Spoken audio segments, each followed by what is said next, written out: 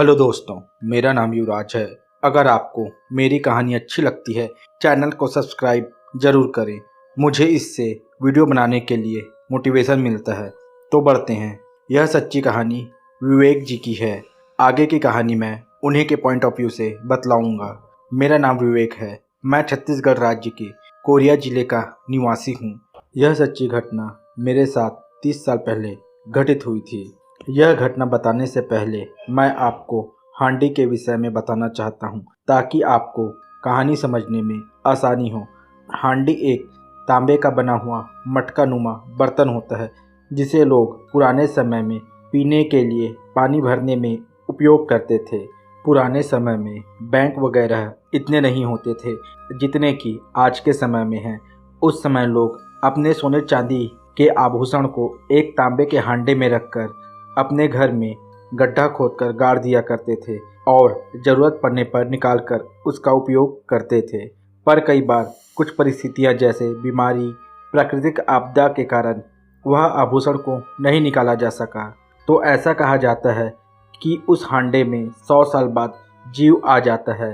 इसके बाद वह हांडा वहाँ से निकलकर पास के ही जलीय स्थान जैसे नदी, तालाब, पोखर में जाकर निवास करना आरंभ कर देता है और रात होने पर अपने शिकार के इंतज़ार में पानी के ऊपर इधर उधर घूमते रहता है। अगर इस हांडी ने किसी इंसान को देख लिया या किसी इंसान ने इस हांडी को देख लिया तो फिर उसकी जान जाना पक्की हो जाती है। ये तो हो गई हांडे की बात। तो अब बात करते हैं मेरे साथ घटित हुई सच्ची घटना की।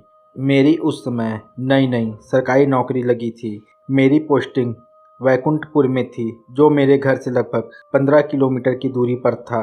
उस समय गाड़ी मोटर की उतनी सुविधा नहीं हुआ करती थी जितने कि आज के समय में है। इस कारण मैंने वैकुंठपुर में ही रुककर अपनी नौकरी करने का फैसला किया। पर मेरा मन वैकुंठपुर में नहीं लगता था। मुझे मेरी पहले वेतन के रूप में लगभग 200 रुपये के आसपास मिले। मेरे पास कुछ पहले से ही पैसे थे, जिसे मिलाकर मैंने एक नया एटलस साइकिल खरीदा। उसमें एक डायनेमो भी लगवा दिया, जिससे मुझे रात में चलने में दिक्कत ना हो। अब आप सोच रहे होंगे कि डायनेमो क्या होता है। डायनेमो एक पुराने समय का डिवाइस था, जिसे साइकिल के पहियों में लगाया जाता था और साइकिल के सामने एक लाइट लगी हुई होती थी।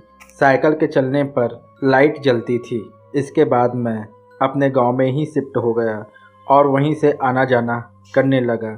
मैं सुबह घर से अपनी एटलस साइकिल में वैकुंठपुर के लिए 9 बजे निकल जाता और शाम 6 बजे तक वापस अपने घर आ जाया करता था।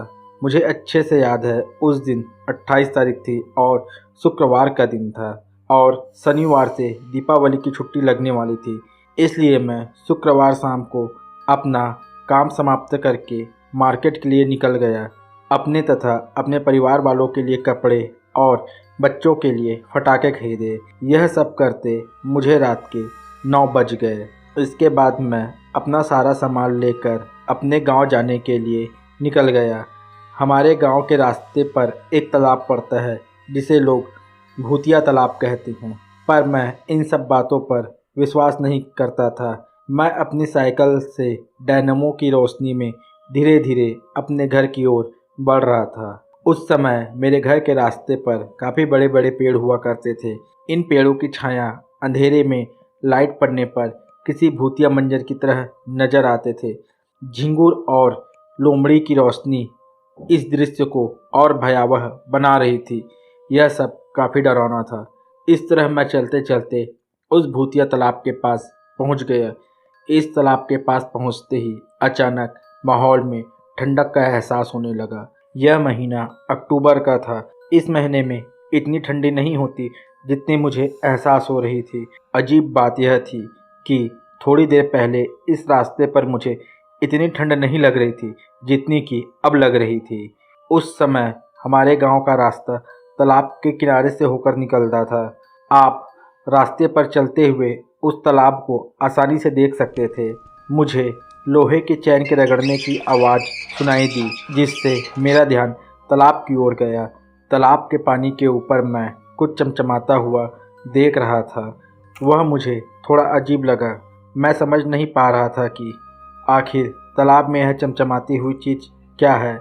मैंने अपनी साइकिल रोकी और टॉर्च की रोशनी तालाब की ओर की। मैंने देखा 2 मटके आपस में लोहे के चैन से बंधे हुए हैं और तेज़ी से यहाँ वहाँ घूमने के कारण आपस में रगड़ खा रहे हैं, जिसकी आवाज़ मैंने सुनी थी। पर मैंने यह कभी नहीं सोचा था कि टॉर्च की रोशनी को उस हांडे की ओर करना मेरी सबसे बड़ी गलती साबित होगी। मैंने देखा कि वह आपस में जुड़ा हुआ हांडा काफ़ी तेज़ी से मेरी ओर आ रहा है। चंद सेकंड में ही वह हांडा मेरे पास तक पहुंच गया। वह हांडा अभी भी तालाब के किनारे पर ही था, पर जिससे वह हांडा बंधा हुआ था वह चैन अब उस हांडे से अलग होकर मेरी ओर बढ़ रहा था। मैं सुन पा रहा था कि उन हांडों से दर्दनाक चीखों की आवाज़ आ रही है। मैं कुछ समझ पाता तब तक वह लोहे की चैन मेरे पैरों में बंध कर मुझे तालाब के अंदर खींचने लगी। फिसलते हुए मेरे हाथ में एक बरगद पेड़ की जड़ आ गई, जिसे मैंने कसकर पकड़ लिया और जोर जोर से चिल्लाने लगा, बचाओ, मुझे बचाओ। कुछ देर में ही मेरी आवाज़ सुनकर वहाँ 25-30 साल का युवक आ गया। उसने अपने गले में लटकाया हुआ गमछा मेरी ओर फेंका और उस गमछे को मुझे पकड़ने के लिए कहा। मैंने उस गमछे को जोर से पकड़ लिया। इसके बाद वह मुझे तालाब से खींचकर बाहर ले आया। 10 मिनट तक तो मैं होश में ही नहीं था। मुझे कुछ समझ नहीं आ रहा था। इसके बाद जब मैं नॉर्मल हुआ तो मैंने उससे पूछा, तुम कौन हो भाई और यहाँ तुम क्या कर रहे हो? उस युवक ने बताया, मेरा नाम कमलेश है, मैं पास के ही गांव में रहता हूँ। मैं इस रास्ते से गुजर रहा था, मैंने तुम्हारी आवाज़ सुनी सो रुक गया। तुम यह समझ लो मुझे भगवान ने तुम्हें बचाने के लिए ही भेजा है। इसके बाद हम दोनों साथ साथ गांव की ओर बढ़ने लगे। मेरा गांव आ चुका था। मैंने उसके गांव का नाम पूछा। उसने बताया, मेरा गांव तुम्हारे गांव के बाद वाला गांव है। इसके बाद मैं अपने घर की ओर चला गया। घर पहुंचने पर सारी बात मैंने अपने घर वालों को बताई। 2 दिन तक मुझे तेज बुखार रहा। मेरे घर वालों ने मुझे डॉक्टर के पास ले गए, पर डॉक्टर की दवाइयों का भी मुझ पर ज़्यादा असर नहीं हो रहा था। इसके बाद मेरे घर वालों ने एक तांत्रिक को घर पर बुलाया। उस तांत्रिक ने कुछ झाड़ फूँक किया और एक कागज की पुड़िया में विभूति मुझे दी और मेरे माथे पर लगाने को कहा। इसके बाद 3 से 4 दिन में मैं पूरी तरीक़े से ठीक हो गया।